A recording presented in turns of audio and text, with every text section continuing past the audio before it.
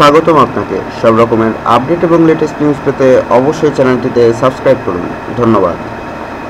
গৃহশিক্ষকের লালসার শিকার গৃহবধূ, ভিডিও ধারণ। অতঃপর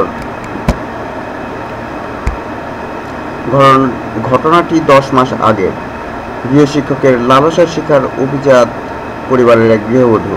এ ঘটনার ভিডিও চিত্র ধারণ করে ওই যুবক, সেটা দেখিয়ে হাতিয়ে নেয় 60 লাখ টাকা। এছাড়া জোরপূর্বক স্বাক্ষর নেয় কিছু শূন্য চেকেও। শুধু তাই নয়, ইন্টারনেটে ছড়িয়ে দেওয়ার নাম করে বিভিন্ন সময় দাবি করে কোটি টাকা। অভিযুক্ত ওই গৃহশিক্ষকের নাম শাহ মোহাম্মদ মুজাহিদ, রাজধানীর একটি নামী বেসরকারি বিশ্ববিদ্যালয়ের ছাত্র। মুজাহিদের রয়েছে বিশাল সিন্ডিকেট।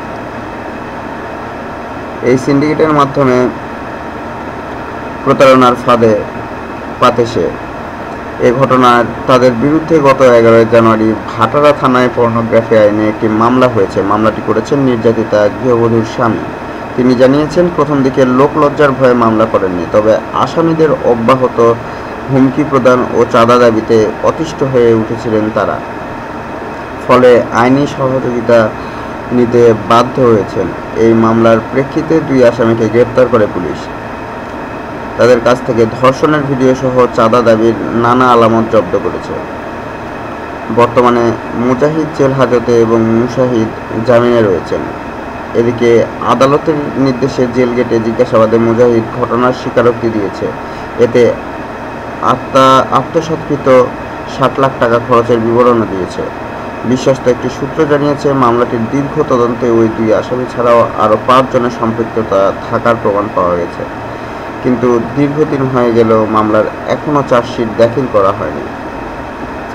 পুলিশের গুলশান জোনের ডিসি বলেছেন, মামলার তদন্ত এখনও চলছে। বাদীর কোনো বক্তব্য থাকলে তিনি লিখিতভাবে জানাতে পারেন।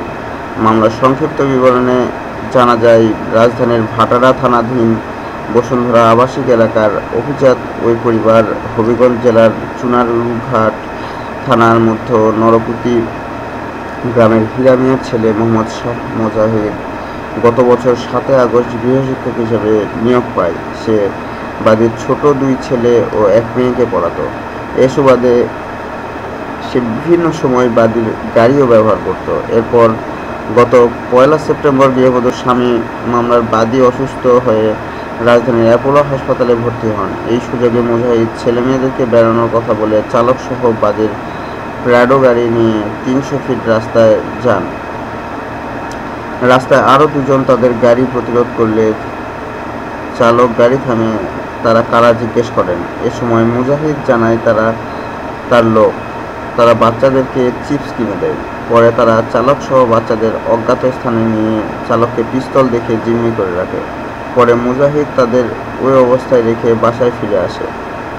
বাদীর অগোচরে কোল্ড ড্রিঙ্কসের সঙ্গে নেশা জাতীয় জিনিস মিশিয়ে তাকে খাওয়ায় অচেতন করে ফেলে। এ সময় তাকে ধর্ষণ করে।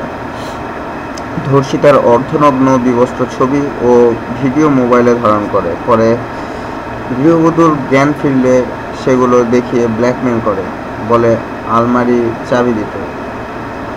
এ সময় ইন্টারনেটে ছড়িয়ে দেওয়ার ভয় দেখায়। এতে ভীত হয়ে বাদী আলমারির চাবি দিলে সেখানে রাখা 60 লাখ টাকা হাতিয়ে নেয়। এছাড়া সোশ্যাল ইসলামী ব্যাংকের 3টি, স্ট্যান্ডার্ড চার্টার্ড ব্যাংকের 2টি চেক এবং 300 টাকার অলিখিত একটি স্ট্যাম্পে ভিকটিম গৃহবধূ স্বাক্ষর নেয়। পরে গৃহবধূ তার স্বামী হাসপাতাল থেকে বাসায় ফিরলে ঘটনার বিস্তারিত জানান। এ ঘটনা জানার পর তিনি মুজাহিদকে ফোন করলে আরও 1 কোটি টাকা চাঁদা দাবি করে। ওই চাঁদা না দিলে এসব বিবস্ত্র ছবি ইন্টারনেটে ছড়িয়ে দেওয়ার হুমকি দেয়। পরবর্তীতে প্রমাণস্বরূপ ওই ভিডিও ও বিবস্ত্র ছবি একটি পেন ড্রাইভে করে বাদীর কাছে পাঠায়। এছাড়া মামলা করলে জীবননাশের হুমকি দেয়। প্রথম দিকে বাদী তার সামাজিক অবস্থান বিবেচনায় মান সম্মানের কথা চিন্তা করে বিষয়টি নিয়ে চুপ ছিলেন, কিন্তু ধর্ষক ও চাঁদাবাজদের অব্যাহত হুমকিতে ভাটারা থানায় পর্নোগ্রাফি আইনে গত 11 জানুয়ারি একটি মামলা করেন। মামলার পরিপ্রেক্ষিতে 2 আসামি মুজাহিদ ও মুশাহিদকে গ্রেপ্তার করে। পরবর্তীকালে মুশাহিদ জামিনে বেরিয়ে আসে। ধন্যবাদ ভিডিওটি দেখার জন্য। আরও আপডেট পেতে চ্যানেলটিতে এক্ষুনি সাবস্ক্রাইব করুন।